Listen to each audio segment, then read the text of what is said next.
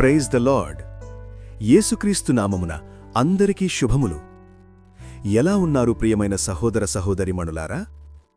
దేవుని మహాకృప వల్ల మీరందరూ బాగానే ఉన్నారని నమ్ముతున్నాను. సరే, ఈరోజు మనం దేవుని వాక్యాన్ని చూద్దాం రండి. ఈరోజు వాక్యమేమిటంటే 1 యోహాను 4:4.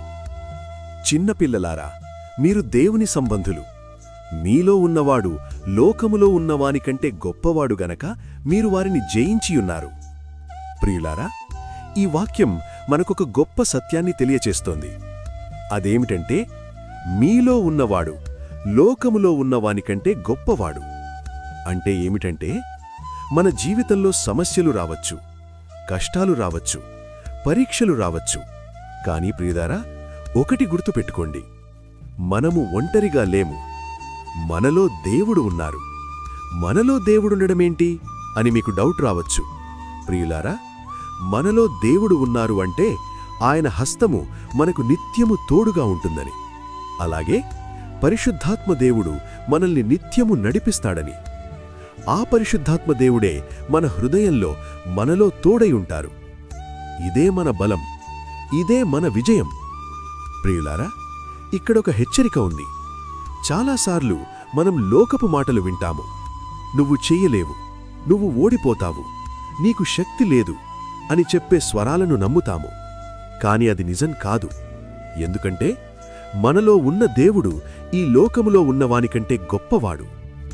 ప్రియమైన సహోదర సహోదరిమణులారా, మీరు ఓడిపోయేవారు కాదు, మీరు జయించేవారు. అది ఉద్యోగమా లేదా అనారోగ్యమా, ఇతర ఏ సమస్యలైనా సరే, ఎంత పెద్ద సమస్య అయినా సరే, విజయం నీదే. ఎందుకంటే దేవుడు నీతో ఉన్నారు.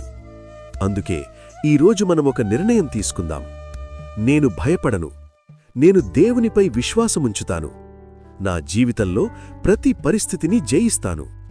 ప్రియులారా, దేవుడు మీలో ఉన్నారు అంటే మీరు బలహీనులు కాదు, మీరు ఓడిపోయినవారు కాదు, మీరు విజేతలు.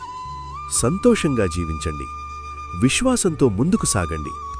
సరే, చిన్న ప్రార్థన చేసుకుందాం. మా ప్రియ పరలోకపు తండ్రి, ఈరోజు నీ వాక్యం ద్వారా మాకు ధైర్యమిచ్చినందుకు నీకు కృతజ్ఞతలు. ప్రభువా, మేము చాలాసార్లు భయపడుతున్నాము, కాని ఈరోజు నుండి మాలో విశ్వాసాన్ని బలపరచండి దేవా. ప్రభువా, మా జీవితంలో వచ్చే ప్రతి సమస్యను జయించే శక్తిని మాకు దయచేయుము. ఎప్పుడూ ఆనందంతో, విశ్వాసంతో జీవించే కృపను మాకు ఇవ్వుము. యేసుక్రీస్తు నామమున ప్రార్థించుచున్నాము తండ్రి. ఆమేన్.